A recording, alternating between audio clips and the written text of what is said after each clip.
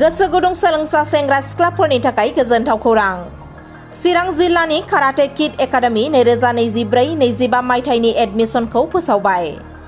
नोंथाङा मिन्थिगौ थारैनो काराटे सोलोंनानैबो दानि जुगाव गावनि जिउखौ मुलुगाव दैदेननो हायो होननानै।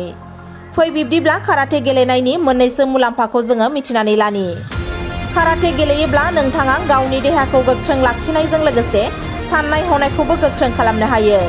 काराटे गेलेयोब्ला नोंथाङा नोंथांनि देहानिफ्राय बेराम आजारफोरखौबो गैया खालामनो हायो, जेरै सुगार बेराम, प्रेसार, डायबिटिस आरो बायदि बायदि बेमार आजारफोराबो नोंथांनि देहायाव गोरलैयैनो सोमजिनो हाया जायो।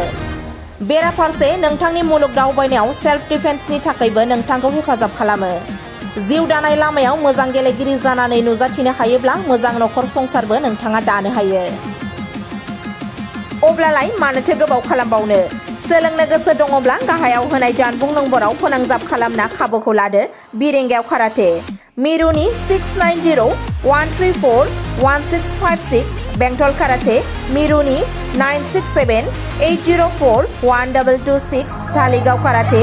मिरुनि 6900-451157, बालामगुरि काराटे आरो मिरुनि 8720903713 अनजिमाफोराव।